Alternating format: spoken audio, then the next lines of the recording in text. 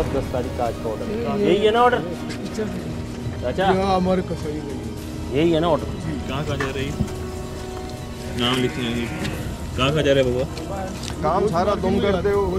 अब देखो मेरी बात सुनो, ये कसाई वसाई नहीं करो, सारा काम तुम करते हो। ये जगह किसकी है? जगह मेरी। फिर गोश्त कौन ये लेके कौन आता है? ये कसाई लाते हैं, काटते हैं, मैं सिर्फ मजदूरी के पैसे। किस चीज़ के मजदूरी के? जगह के। गैर कानूनी काम कर, गैर कानूनी काम अपने शेल्टर में करवा रहे हो? नहीं, मैं क्लियर बोल रहा हूँ। और फिर रात को बैठ, अच्छा जो किराया लेता है वो खुद क्यों बैठता है सर के ऊपर? सर पे क्यों बैठते हो भाई? कसाई कितने पैसे देते हैं एक रात के? एक रात के? हाँ, तो मजदूरी के हिसाब से 20-30 रुपये में बच्चा लेता है। फी बच्चा 20 रुपये लेते हैं अपनी जगह पे? जी जी, सबसे बड़ा झूठ है।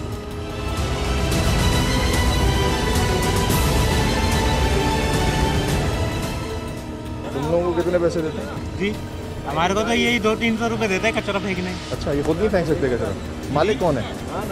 मालिक का पता नहीं है मेरा, कचरा फेंकने के पैसे कौन देता है तुम्हें? इधर ही बंदा होता है वो, इधर ही बंदा होता है। कहाँ है?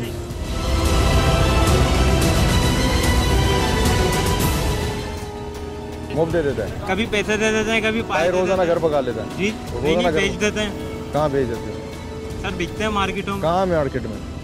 सर किसी भी मार्केट में आप इतनी देर से यही पूछ रहे हैं ना, मजाक तो नहीं कर रहे? बिकते हैं फेरी पे तो बेटा कहाँ कहाँ बेचे तूने, यही पूछना चाह रहे बिकते हैं। हाँ, तो तुम ये बोलो ना मैं यहाँ से उठा के पाइप बेचता हूँ। जी सर ये काम भी करते हैं। हाँ, क्या हिसाब लेते हैं? क्या हिसाब लेते हैं? कभी किसी भाव देते हैं, कभी किसी भाव। और कहीं से लहरी से तो उठाते होगे? नहीं, और कहीं से नहीं उठाते, हमें तो यही पता था। हाथ क्यों कांप रहे तुम्हारे? हाँ भाई, हाथ दिखाओ, आगे हाथ दिखाओ। अब तो ये भी मान गया पाए खरीदते हैं। ये भी ले जाते हैं, श्री पाई भी ले जाते हैं। तो पहले झूठ बोलने की क्या जरूरत है? सर यही कचरा वगैरह सारा इसका ले जाते हैं, गोश्त नहीं ले जाते हैं। गोश्त नहीं ले जाते। कोई शर्म आती है? थोड़ी सी इंसान में शर्म होती है। ये इतने सारे लोग खड़े हुए हैं, इतनी देर से तुम लोगों के साथ मजाक कर रहे हैं।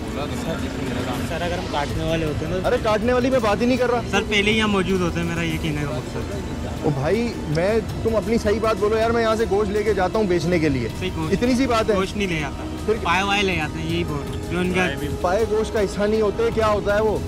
क्या होता है?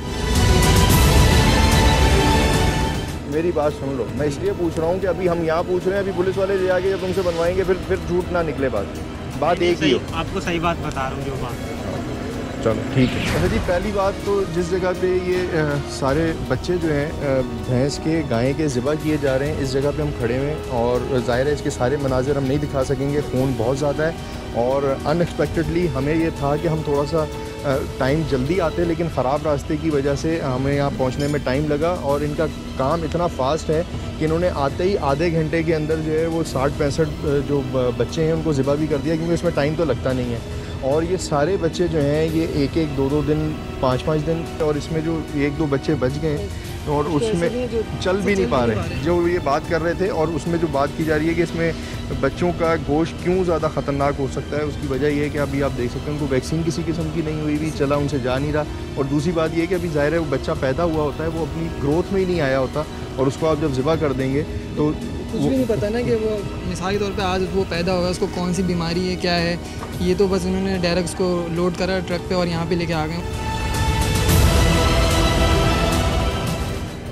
अच्छा, मैं आपको थोड़ा सा बता दूं, हमने इससे पहले भी इस अपने प्रोग्राम के ज़रिए इस तरह का इशू उठाया था। उसमें जब हमने एक चीज़ बड़ी इंपॉर्टेंट थी कि इसमें बहुत सारे बच्चे जब ये उठा के फेंकते हैं उसमें वो मर चुके हुए होते हैं, ये बस ला के बस एक फॉर्मेलिटी पूरी करते हैं, उसके बाद छुरी फेंकने की।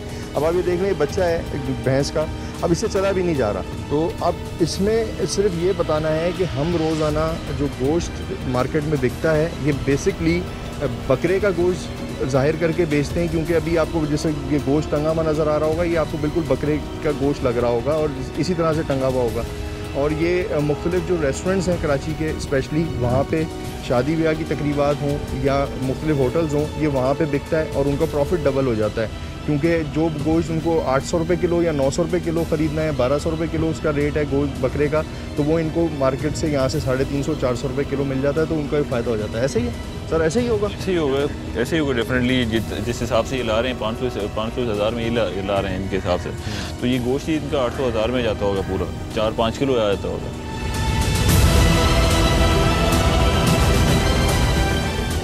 दानिश मुझे बताएं इसके कि आप लोग कैसे इसको वाइंड अप कैसे करेंगे? तो सारा इन्होंने ज़िबा कर दिया, 2-3 ही बच्चे अभी जितना भी यहाँ पे जो ज़िबा हो चुका है वो सारा माल अभी हम लोग यहाँ पे जब्त कर रहे हैं। अच्छा, और इसका लैब टेस्ट कैसे होगा, वो कराएंगे आप? कुछ सैम्पलिंग लेंगे? इसकी हम सैम्पलिंग कर लेते हैं, लेकिन वैसे हमारे उसमें जो फूड अथॉरिटी का जो नोटिफिकेशन है उसके तहत ये ऑलरेडी बैन है। ऑलरेडी बैन जी।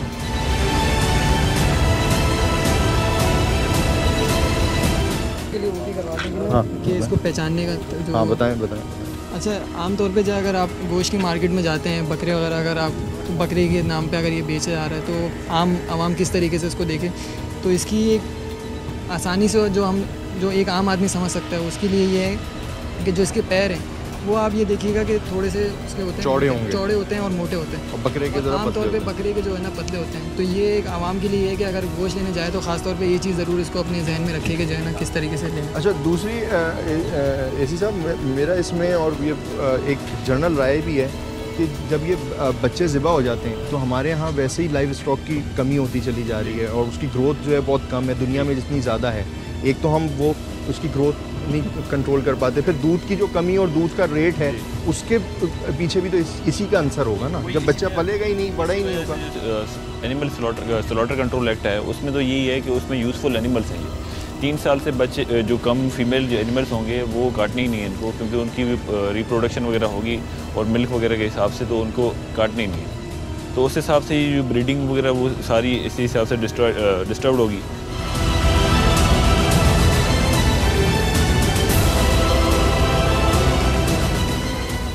इसमें सिर्फ ये कसूरवार नहीं, वो भैंस के बाड़े वाले भी कसूरवार हैं जो कि भैंसें तो पालते हैं, उसका दूध बेच के रोज़गार कमाते हैं, लेकिन जब उनके बच्चे पैदा हो जाते हैं तो उनको इस तरह से इनके हाथों फ़रोख्त कर देते हैं। सिंध फूड अथॉरिटी है वो अपनी कार्रवाई करेगी, असिस्टेंट कमिश्नर यहाँ पे इलाके के हैं वो अपनी कार्रवाई करेंगे। सर आप क्या कार्रवाई करेंगे ज़रा बता दें। कार्रवाई तो जी West Pakistan animal slaughter act है, उसका सेक्शन 8 कहता है कि अगर ये इस तरह की कोई भी कंट्रावेंशन करते हैं एनिमल स्लॉटर कंट्रोल एक्ट की, तो इन पे 1 महीने से लेकर 3 साल तक इनको जेल हो सकती है।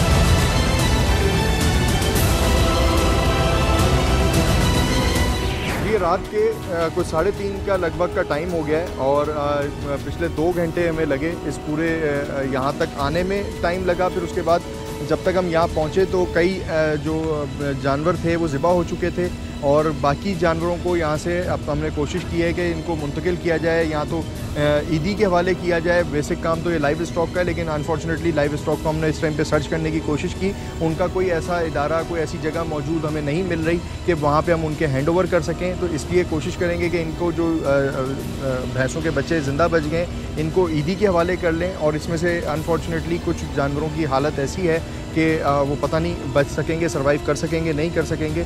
यहाँ से अब रात के इस पैर में हम निकलते हैं। फिर जैसा मैंने आपको कहा कि अभी फ़ैसला नहीं हुआ, अभी हम फैसला कर लेंगे कि, लेकिन हमारे पास ऑप्शन सिर्फ ईदी का ही इस टाइम पे मौजूद है और उनसे भी रब्ता करने के बाद पता चलेगा कि वो इसको लेते हैं या नहीं।